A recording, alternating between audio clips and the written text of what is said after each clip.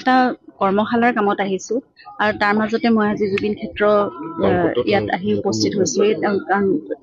মই গম পাইছো বহু দিনৰ পৰাই গম পাই আছো যে এটা বিশাল তেওঁলোকে প্ৰকল্প হাতত লৈছে বিশালভাৱে তেওঁলোকে আয়োজন কৰিছে জুবিনক সকলোৰে মাজত জীয়াই ৰাখিবলৈ অমৰ কৰি ৰাখিবলৈ জুবিনৰ সৃষ্টিৰাজি কৰ্মৰাজি তেওঁৰ আদৰ্শ বিশ্বাস সকলো তেওঁৰ সাধনা চৰ্চা সকলো বড়ো ভাই ভগ্নীসকলে নিজৰ মাজত সদা জীৱন্ত কৰি ৰাখিবলৈ জুবিনক এটা বিশাল প্ৰচেষ্টা লৈছে আৰু সেই প্ৰচেষ্টাৰ মোৰ কোনো কৃতজ্ঞতাৰ ভাষা মোৰ ভাষা নাই কোনো মই শব্দৰে প্ৰকাশ কৰি সেই কৃতজ্ঞতা প্ৰকাশ কৰিব নোৱাৰো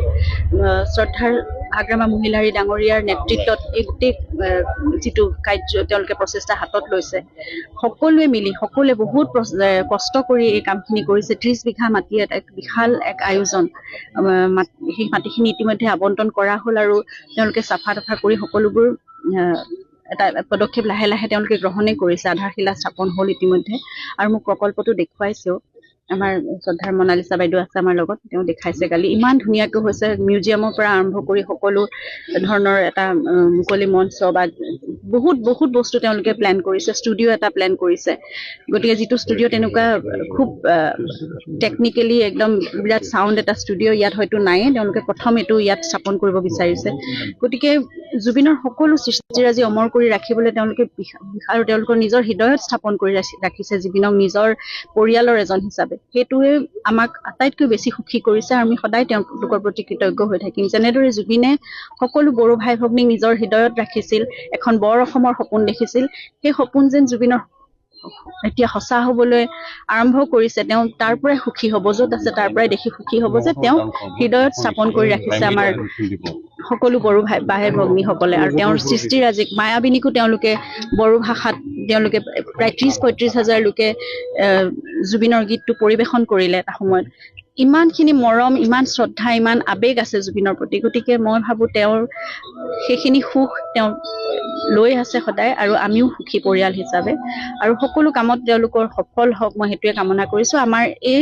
পৰিয়ালৰ আমি একাত্ম হৈ থকাৰ এই ভাৱ যাতে কেতিয়াও শেষ নহয় আমাৰ ঐক্য আমাৰ মিলাপ্ৰীতি সদায় এনেদৰেই থাকক সদায় মৰমবোৰ জুবিন গাৰ্গে ন্যায় পাব আমাৰ ন্যায় ব্যৱস্থাৰ ওপৰত সম্পূৰ্ণ আস্থা আছে দেশৰ ন্যায় সেই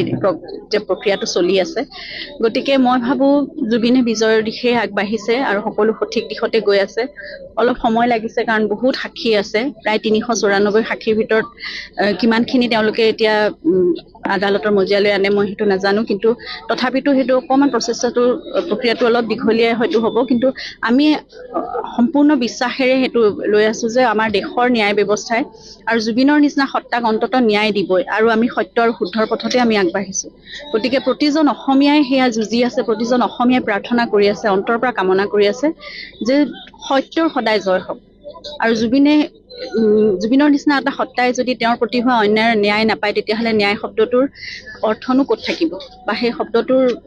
মূল্য ক'ত থাকিব গতিকে মই সেইটো নাভাবোঁ প্ৰতিজন অসমীয়াই যি অন্তৰেৰে অসমীয়া তেওঁ প্ৰতিজনেই জুবিনৰ ন্যায় কামনা কৰি আছে আৰু সেইটোৱে হ'বগৈ